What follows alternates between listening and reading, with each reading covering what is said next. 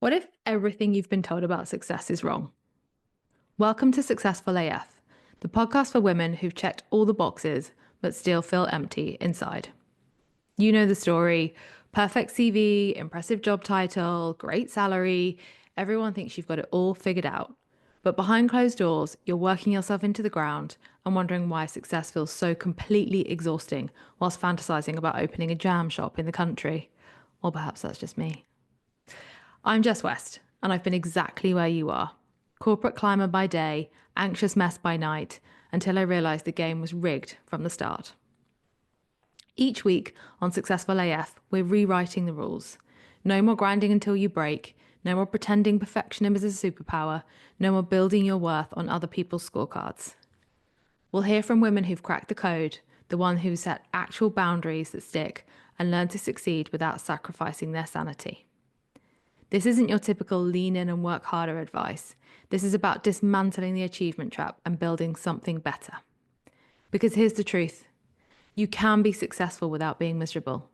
You can be ambitious without being anxious. And you can finally stop feeling like a fraud in your own life. Ready to get successful AF?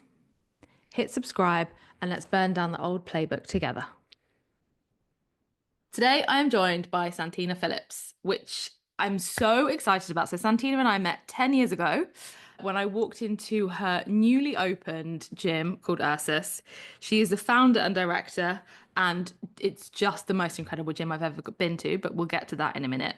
I think URSUS had been open for about 2 months when I turned up, and Santina was my first friend in Hong Kong, primarily because I was one of the very few people in the class, which is basically impossible now because the classes fill out ridiculously quick. We ended up living together for a year, and even after I left Hong Kong 7 years ago, Santina remains one of my very few long distance friendships. And it doesn't even feel like long distance, it's just a friendship.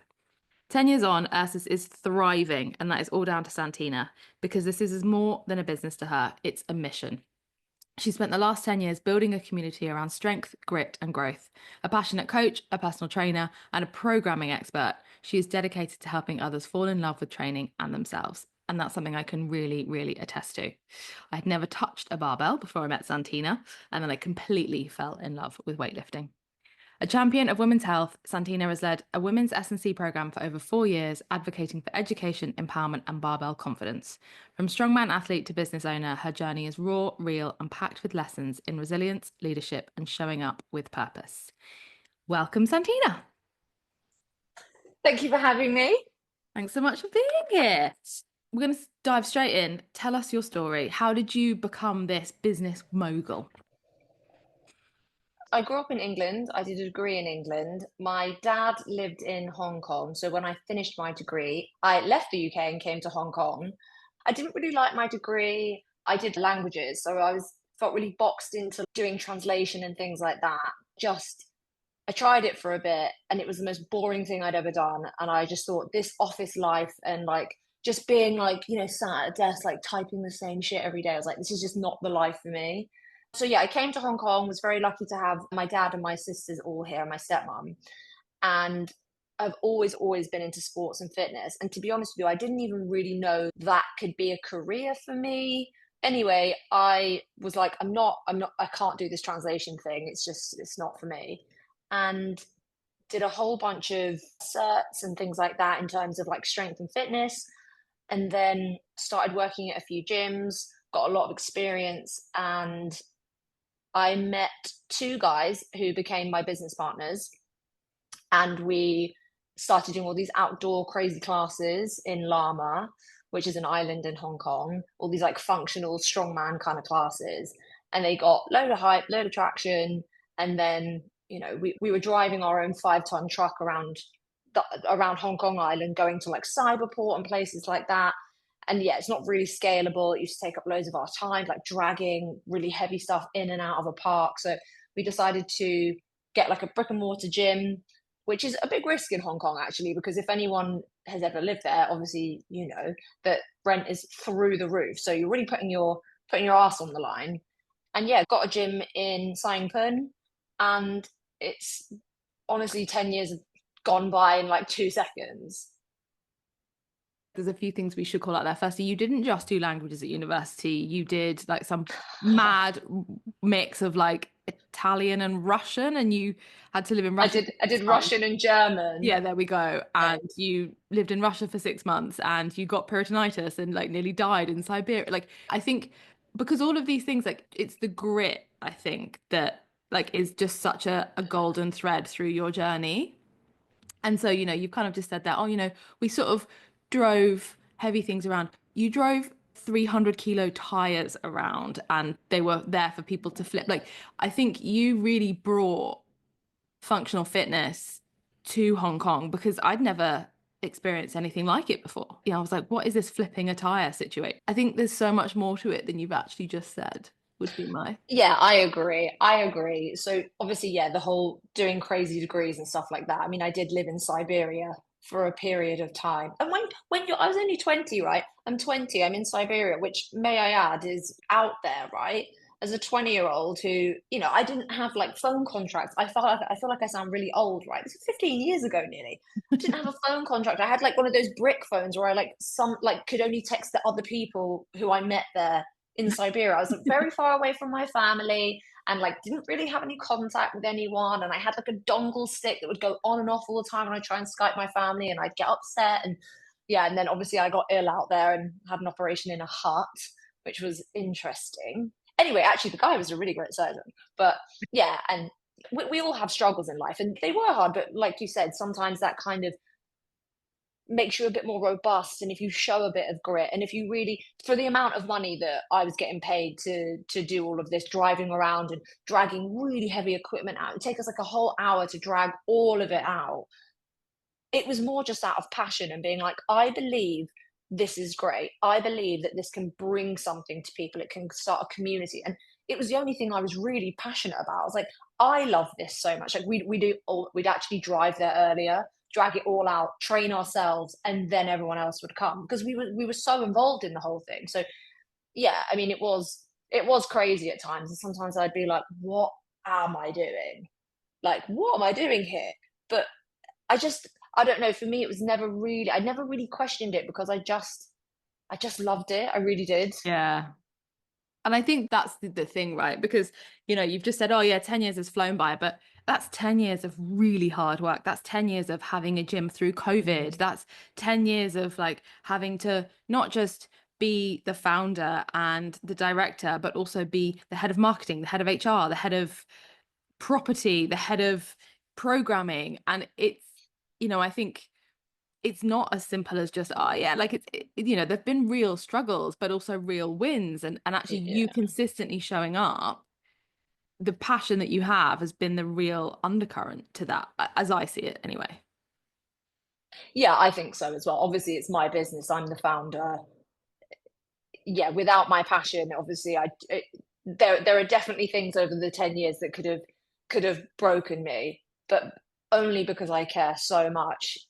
I think I was able to overcome some of those things. Like you said, things like pandemics and like that was really hard. Like for years and years, if anyone was in Hong Kong or even, in the UK and stuff like that, loads of businesses struggled. So it was really hard. And I think if you own a business, you just have to dig deep and you have to have a really good team around you. That's like the most important thing.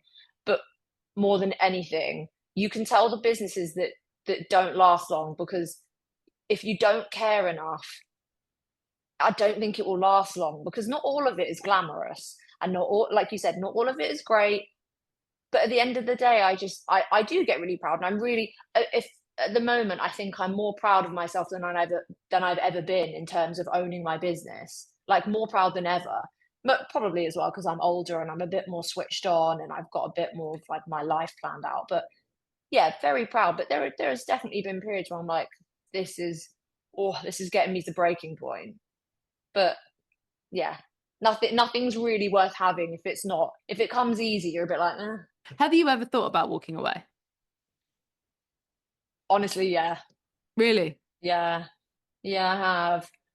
I mean, I don't think I ever would, but there's been parts that I remember. There's been 2 points, actually more just one point where I was in a hotel room in quarantine because just to explain, when you were during COVID, if you wanted to go elsewhere and things like that, you had to quarantine for like 1 to 2 weeks in hotel. At one point, it was 3 weeks, but in a hotel room in Hong Kong. And I was in a hotel room, and one of the staff at URSUS was sending me photos and videos of our old location. There was like the flood, and it's obviously not my property, and our landlord wouldn't fix it. And I just thought, I can't cope anymore. Like, I can't cope with this. Like, it's all my equipment, it's all my stuff. I know that these people aren't going to pay for it. I can't bear it.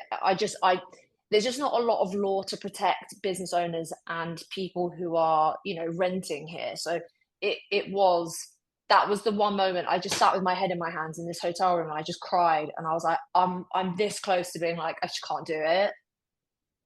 It was just one thing after another, because it was like during the end of COVID. So I was just like, wow, this is a bit too much for me now. But then I kind of, once I had a bit of a cry about it, I then was a bit like, got the rage in me, or like, I want to prove myself. And I just thought, Mm. it's okay. You're bad people, and you will get yours. Like, trust me. And I'll put all my hard-earned money, and I will fix the problem, and I will pay for the damages, because I care enough that I can't let you beat me in that way. If I'd lost my passion, I'd walk away and go, do you know what? I don't really seem to care that much anymore, and it's time for me to walk away. But I was like, I still, bad luck and bad people ruin this for me. So I was just like, take a deep breath. Don't think about don't think about how unfair it is, because it was really unfair. But sometimes you just have to think, but I want this more than I think it's unfair, so I'm just gonna do it. I think that's the thing, isn't it? It's wanting it more than wanting to give up, and just Yeah. being able to go, right, fuck it, this really sucks. But do you Mm, know what? What would suck more is not having this business. definitely. I think it's, whether this is healthy or not, I don't know, but it's definitely part of my identity. Like, it's basically been my whole Yeah. young adult life. So yeah, it is kind of tied in with my identity a bit as well. I think if URSUS were to ever close, it would take a part of me with it. But I think it had to be, when we were living together, like you'd be getting up at 5 a.m. every single day to go and open the gym, to run personal training sessions. Like you're not just an owner. And even now, like, there's a lot of business owners, a lot of gym owners who will step back and let other people do the PT sessions, and but you've always been involved, and that's never really changed. And so if it wasn't a part of who you are, you wouldn't have been able to do that. No, I know. Yeah, I think you're right. A lot of business owners get to a point where they are just there in the background. But I still want to have so much presence inside my business, and I want to do these things. I do like personal training. I really like group class coaching. I really like writing programming and stuff. But in order to keep that going for a decade, almost like it will be a decade in October, you do need just like unwavering passion. Yeah. Like, even if I didn't have to go to work, I just love going to URSUS. Even if I just went there to train and say hello to a few people, it's like part of. Well, we used to go train during the typhoons. So for anyone who's not ever been to Hong Kong, like in a typhoon, so like T8, T10, everything shuts down because furniture flies off roofs. It's really dangerous. And obviously you couldn't open the gym. And we would just go and train because we were like, well, there's nothing else to do. None of us are going to work. We'll all just go to URSUS. And it was just so much fun. It was like a snow day, but typhoon day. Yes, yes, exactly, exactly. Those are good memories as well. I actually think I still have some of those photos. I do. Yeah. I've got a picture of you, me, and Chica holding Doing like a deadlift or yeah, but it's like something. a 250 kilo deadlift, the three of us. It's Obviously, like the I axle did one with the nothing. tires. Yeah. That's But not yeah, true. that was just fun. Anyway, what does success mean to you? Well, I have a really successful dad who kind of came from nothing. So I'm very much like, I think I've always kind of been like, I want to make a name for myself. I don't think it really matters like what you do. And I think when I was younger, I was very much of the opinion like, more gyms, opening more locations, like numbers, revenue, what we taking this month, how does it compare to this? I think that was probably a bit more of a focus when I was younger.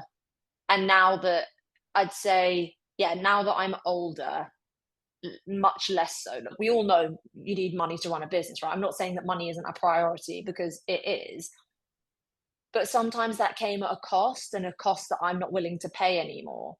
So I think success for me now means a bit more to do with the money side of things, yes, but how happy I am, how proud I am of what I do, how do I feel healthy, or do I feel really burnt out? Mm. You need a balance of all things. So if I lead a life where I have, I don't really want for anything, I feel like I'm not burnt out, I feel like I have all the things that I want, I have a happy partner, happy family, that to me means more than having loads of gyms. Sometimes I think when you have big ideas, and I've also tried to, you can always compare yourself to other people and go, wow, they started at the same time as us and they have 8 gyms, and you know what, good for them. But sometimes that just takes away all the like joy you get out of what you've done. Because I have to also look at where I've come from. If I look at pictures back at URSUS when it opened, I'm like, wow, I've actually done so well. Like, we did not have a big budget to start with, and if you look at it, if you look through all the iterations it's gone through, if you look at it now, it looks cool, man. It's boutique, right? That to me, I walk in there every day. I'm like, this is success. I work hard, I wake up early still, but that's kind of the life of someone who works in fitness.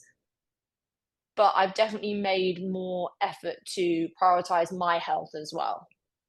Make sure I don't feel burnt out, make sure that I also have a good team around me. So, yeah, success to me, bit about the money, mostly me being happy and healthy, having a nice team where we all have a nice life.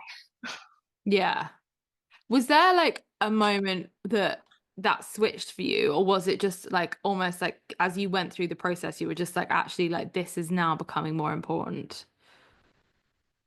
Um, there are probably a few key things. So I think after the pandemic and stuff, I I I've read anyway. I found out I was celiac kind of after that. And celiac, sometimes people find out much later in life, quite often as well. But you can get it from, like, if you're a woman and you're pregnant and stuff like that. Lots of the time it's like a stress response. And I was like, oh my God, have I burnt myself out so much and stressed myself out so much that we all kind of, you can have the defective gene, but like you kind of imprinted it in me because I've been so stressed. And a part of me is like, yeah, you probably did. Because there was one point where I was so stressed about the whole thing. Like, you're hanging on by a thread, right? Yeah. In terms of finances and things like that. And also just morale. Like, it was really bad, particularly for people in the industry. Like, everyone was just leaving, and there's like no talent left. And now it's good again. But yeah, probably then I was like, this can't this can't be like success, even if it was making money. Like, I'm not well, I don't feel good. So that definitely made me think I need to like think about my health a bit more and put like boundaries in place and things like that.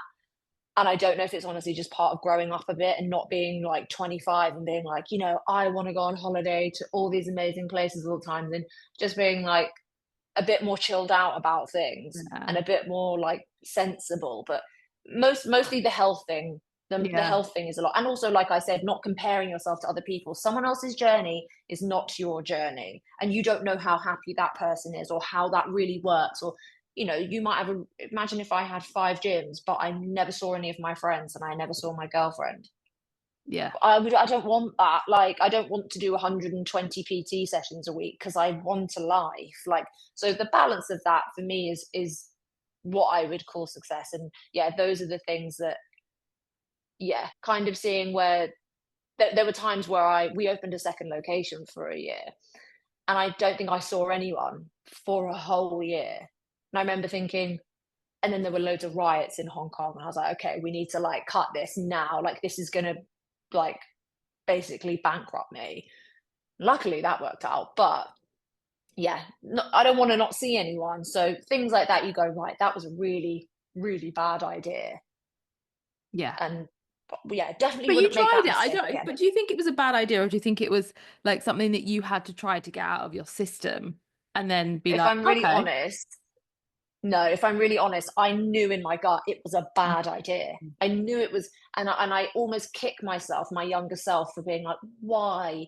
why didn't you put your foot down more? Because I felt like I was outnumbered and I was in a room of men and it was like, this is what we're doing. I remember thinking, is it what we're doing? Like, I'm not so sure about this. And like, it's also really hard to replicate a team, right? It's really hard to Yeah. replicate a team and be like, so we had some of us going back and forth constantly. And where it was, it's close, but it still eats up chunks and chunks of your day going back and forth. And rent in Hong Kong is so expensive. I was like, we're just doubling our outgoings. Like, it wasn't a smart move, and it's definitely not one I would make again. But then lesson learned. Great. Exactly, lesson learned, and glad I learned that lesson because I think at some point I would have felt so pressured to open another one. Yeah. I just want to pick up on something you said, like the difficulty that comes when comparing yourself to other people. And I think that is something that, they say comparison is a thief of joy. And I think it's so true, but I also don't know who said that. So I can't accredit it to them. But anyone knows, let me know. Well, is it maybe Theodore Roosevelt? Let's just say maybe it was him. But I think it's so, particularly now with social media and how easy, and obviously everyone just shows their highlight reel. They never show like the challenges that they're going through. Mm. To overcome that is something that should be applauded. I've definitely felt like that a bit, but not so much that it would like deeply ruin Yeah, yeah, my yeah. joy, which I know I'm really lucky with because I know a lot of people struggle with things like Instagram. I'm quite, I don't know, I don't want to say I'm like cocky or anything, but I'm quite confident. I'm just like, I know what I do is good. I know what I offer is good. Yeah. And I know that things will be okay because I feel like I have a good product. So it should work. And it always kind of has worked for me. So yeah, obviously we're all guilty of it a bit. There are certain people that I'm like, or I'm more just like, hats off to you. How have you done this? Yeah. Like, wow. Or, there are lessons that I would take away from things like that going, I can see actually what that person has done.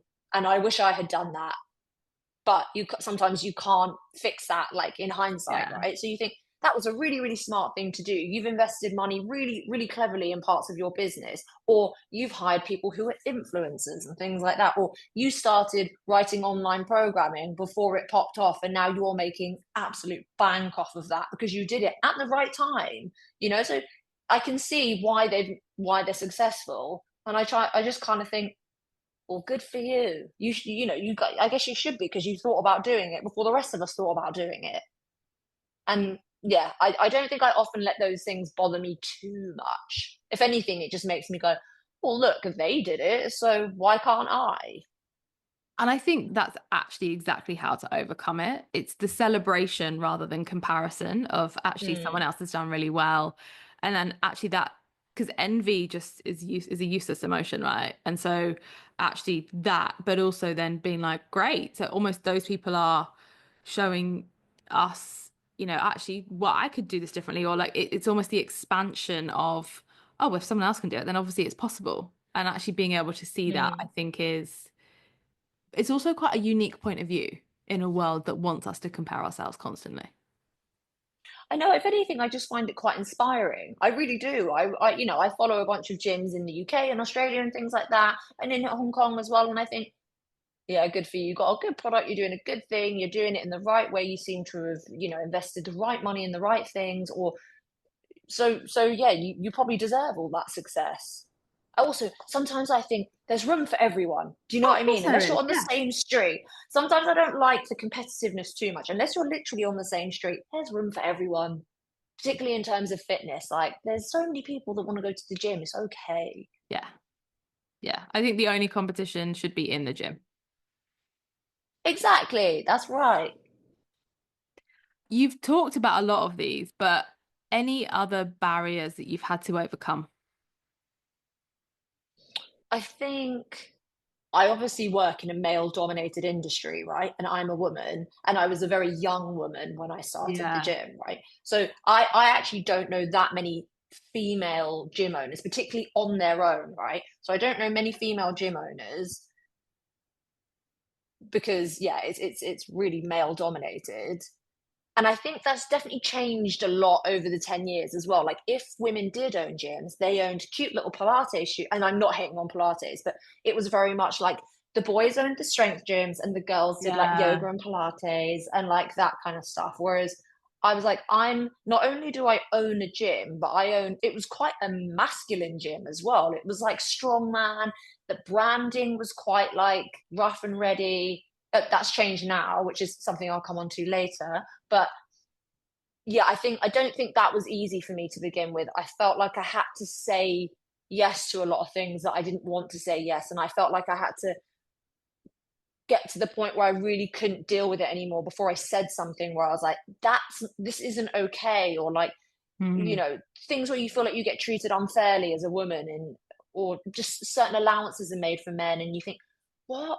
And I also, this is nothing to do with the men that I work with, but I also felt like I had to work twice as hard to earn the respect than like my male counterparts had to. Like even with members and stuff, you're like, I'm a young woman and all these blokes think I don't know anything. And now I'm gonna have to show them that I do. And you know what? To this now I feel, and it didn't take long to be honest with you. This is in the early days. Now I feel tremendous amounts of respect from all our members and like people I've coached and stuff like that. But it did take a minute, and it didn't take a minute for the boys, is what I'm trying to say. Like if you're a big lad with big muscles, no one often questions things like that, or maybe they do more nowadays. But I definitely felt in the early days like I'm gonna have to prove myself a lot more. And you know what? Maybe every coach should have to prove themselves, but every coach, not just the female ones. You know what I mean? Yeah. Do you think that's what drove you to doing like the strongman? Because we haven't even really touched on that. I know I talked about it, but like Yeah, you competed at World Strongman? yeah. World's strongest man. Yeah. And like, that Yeah, like you were what, 27?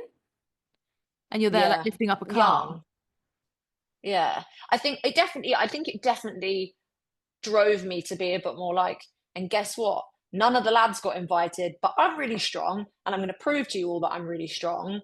And I'm going to go to all these competitions. Like I went to Australia as well. Like I actually did some really cool things. Like I You was pulled definitely a a different truck. athlete.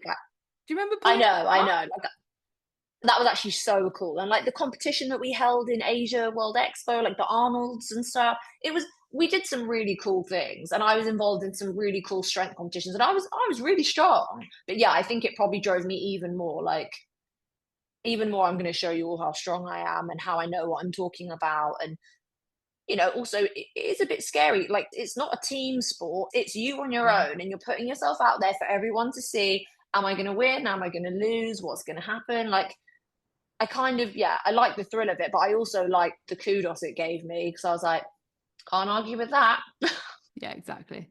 But like, uh, I think obviously I don't work in the fitness industry, but I work in a very male-dominated industry, and I do think things have changed in the last even 15 years, actually. But I think there is still like an element of like, well, she's a woman, and so I think hats off to you for just being like, fuck it, I'll show you. You'd never Mm, sort of fought it. You were just like, fine, whatever. I'll do my own thing. I'll go and show you. And like, were you on the front cover of a magazine pulling that truck? Like, yeah, just yeah, and you've always been very sort of understated about the whole thing, but just like, well, just you just got on with it.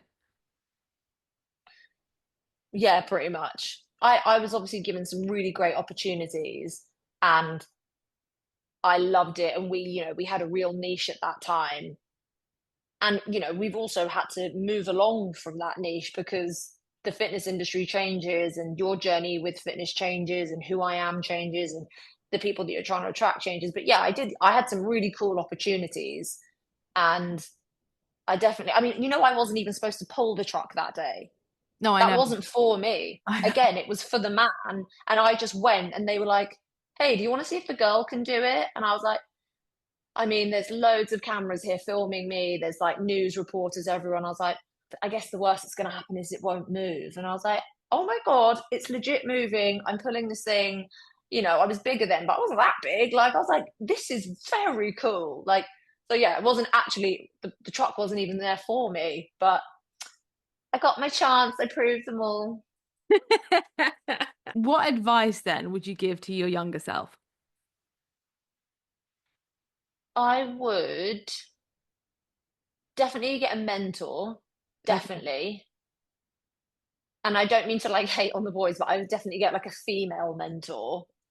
And yeah, I would definitely get someone that I looked up to, a mentor. I would invest more in things like marketing and really think about branding and things like that. So when we first opened, I don't think I thought about, maybe I should have done these things more, but back then I didn't have the language in my brain, or I didn't do a business degree. I did a politics degree with languages, right? What was I doing? Anyway, I didn't know what's your avatar, who are you trying to attract, what does this branding say? And when I went through like the second huge big change of URSUS, I sat down with a woman who is amazing, by the way. Her name's Alana. Concrete Creative? We'll Concrete link her. Creative. We'll link Anyway, her in the show notes. she was absolutely amazing. We spoke for ages and ages and ages. We did a questionnaire. She helped me with my branding. I wish I'd done that from the get-go. You can't just go, yeah, okay, it looks great. Like you can't do that stuff. It damages you for years. Like for years, people thought URSUS was like a big scary boy gym. And now there's so many women that go to URSUS. It's like very different now. The branding is like, it's run by a woman. It's Yeah. literally run by a woman. And we don't do strongman. There's no tires. We do like, functional fitness. We do high rocks. We do like full body strength training. Like we're very big on strength training and stuff like that. So and I needed the branding and even the font and the colors to kind of embody that for me, and not have the kind of, yeah, you need to invest in things like branding 100%. Again, things like Instagram marketing, I'd probably put more money into that. And make sure you get a really good team that you trust. And this can be difficult because people can be difficult, but having a really good team, having a mentor, and also having boundaries. I think the boundaries that I've set now, I definitely think I would set for myself when I was younger, so that I didn't have to sometimes feel like, oh my god, I can't cope with this is too much. Like, Yeah. And just and probably, sorry, and probably, yeah, speak up for yourself more and yeah. trust your gut. Like, it's your business. Feel confident to say, this is what we are doing. And I very much do that nowadays. But for the first 2 years, I found it really difficult to put my foot down and be like, no, that's not happening. Because I felt like, you want to, you need, I was very young as well. And sometimes I want to forgive myself for that as well. Like, I felt a huge load, a huge weight on my shoulders. Like, so yeah, now I very much deal with that differently. And there's still time where I feel pressure and stuff like that. But yeah, making sure you really stand up for what you think, and also trusting your gut a bit. Like there's certain things where I'm like, I knew that. Or things like saying we should do this will be a success, and having people saying no, no, no, and guess what, it is a success. And then you go, I knew it would be, and that's why I said it, and that's why I put my foot down and said, no, we're doing it. I don't care what anyone says, we're doing it. Yeah. I think there's also, I just want to touch on the functional fitness piece because you're incredibly passionate about women's health and you've done a lot of work around it. You've obviously got a program exclusively designed for women. Obviously, there are also programs for men, but like, do you want to talk a little bit more about what it is that obviously you're a woman, but like that really drove you into sort of creating that space for women? Well, one, I felt honestly a bit bad and a bit guilty that I had a gym that seemed scary to women. I was like, this is not the vibe I want to create. Like, I want people, and to be fair, the women that did come loved it, but it was like trying to get them in the door, right? So I was like, Yeah. look, I really want to create a space where women want to train and they want to lift weights and they want to get fit. So, like I said, this was very much like a strongman gym. And then that's very, very, very niche. So, like, bit by bit, we kind of phased that out. And I changed as well as an athlete. I saw the importance of being fit. How can you run a gym? I was like, I'm just not fit though. Like I can lift one thing once, but I mean, everyone knows that your VO2 max and the Well, no, length that no, you're not going to everyone live is, knows that. well, You know that. okay. So your VO2 Explain to max and us how what long that you're going to means. live What's a is, VO2 is, max? Not everyone knows. is basically a number that says how fit you are. Right, Okay. there we It's go. a Fair number enough. that says how fit you are. And you can get a test and stuff like that. I mean, you can have it on a watch, but they're so. Basically, how fit you are, right? how healthy your heart is and stuff like that. That's very much linked to how long you will live. It's not cool not to do cardio. Like, you don't have to go and run marathons or anything. But I was like, actually, I'm not that fit. And I very much then got into functional fitness. And I was like, this is great. I can be strong. I can be fit. I can feel healthy. I can feel good. It was really good for like morale and group classes. And of course, bear camp became like the most popular thing ever because it made everyone strong and fit and they had a really good time and they all went out for coffee afterwards and then everyone became friends and then it makes you want to go to the gym more and then you become really healthy and so on and so on. And so trying to get more women in the gym, I also know that it's much better now, but there was a point where loads of women, like you said, the first time you found out what a barbell was when you came to URSUS. Yeah. And I realized what lifting weights had done for me. And I was like, this will only benefit women of all ages. I need to like get them in here. And once they're in here, guess what? Women are great, right? They're lovely to coach and they tell all their mates. Because guess what? They're like, I feel good and I'm going to tell my friends that and share the love. And I used to be like, great. So me and my friends started a women's program at URSUS where we did strength training and fitness. And it's just gone from strength to strength. I think it's like over 3 years old. I mean, I went out for coffee with them all this morning. Like they're super, super lovely. We have the best time. But yeah, I was just like, we need to spread the word.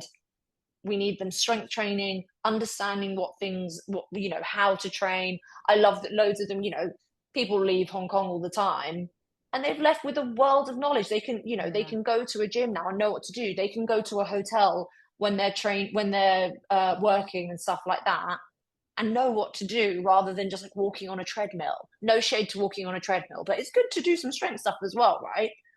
So yeah, I think trying to change the direction of the business and also again it's about money and you need to give the people what they want, right?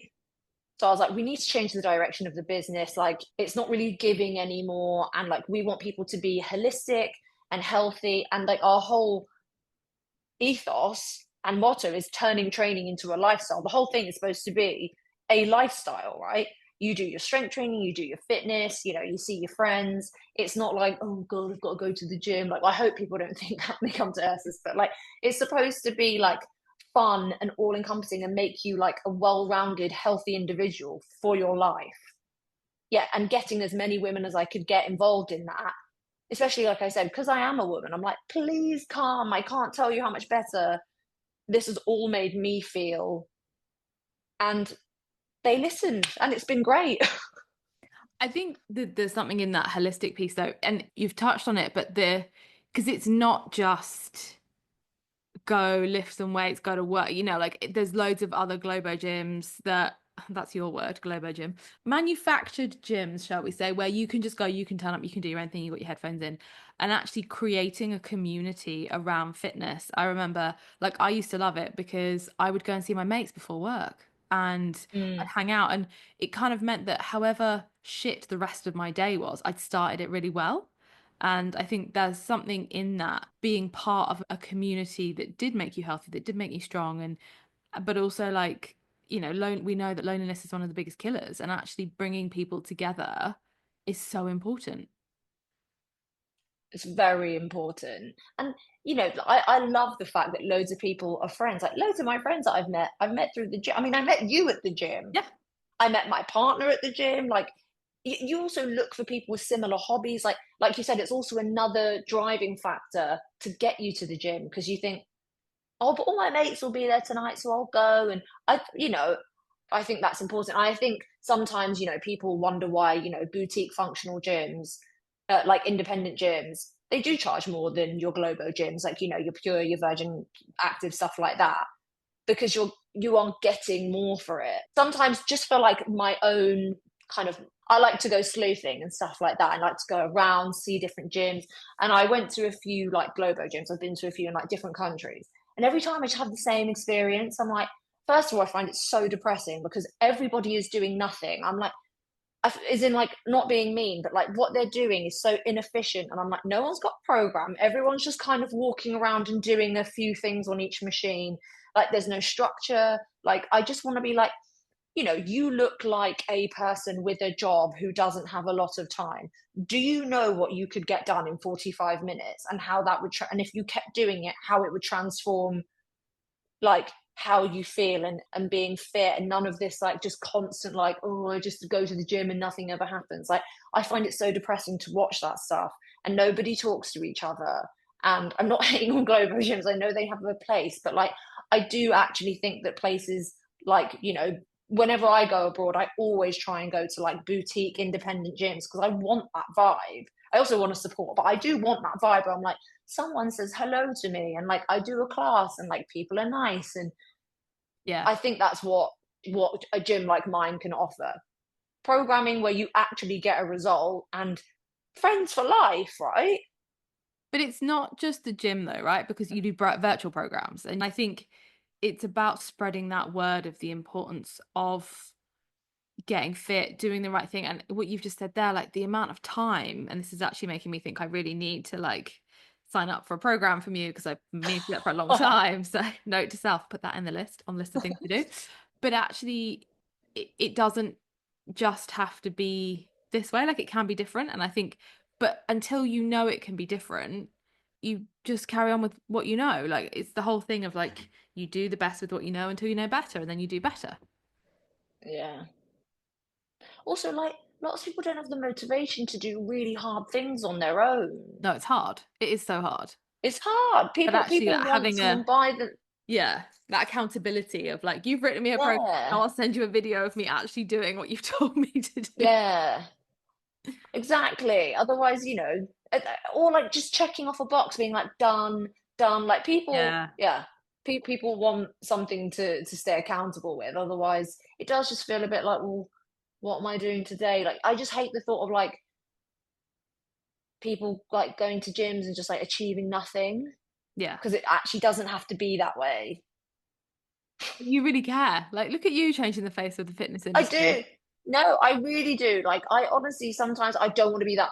I would never give unsolicited advice, right? I never want to be that person who's like going up to people in the gym. But sometimes when I am at the gym, I just want to be like to some people, like, honestly, do you want to work out together? Do you want to work out together? Because I feel like we would have a good time, and you would probably get a lot done. Or like I'll follow you on some stuff and whatever. But yeah, and also just to like, because no one talks to each other in those kind of gyms. But yeah, it doesn't make me happy when I see just like random stuff all the time, Yeah. you know? Which kind of leads us to our next question. What is your weird? Like, what's the weirdest thing you've ever done? Okay, so I did think about this, and it of course goes back to Russia. Um, Of course, all roads lead to of Russia. course, of course, it's gone back to my time in Siberia. So as a fresh 20-year-old off the plane, I went to, because obviously no one learns Russian at school in the UK, right? So I'd learned German, but I hadn't learned any Russian. So when I got to uni, we learned how to like read and write Russian and speak and blah blah blah. And then like two or 3 years in, we had to go on a year abroad. And because we weren't good enough to get jobs at that point, we went to uni, a bunch of us. So I ended up off the plane and into like, honestly, I don't even know what we were doing. We were like at some of like the dean's sister's house or something in this like weird hut in like the forest in Siberia. And they have these things, lots of them called banyas, which is essentially like a sauna.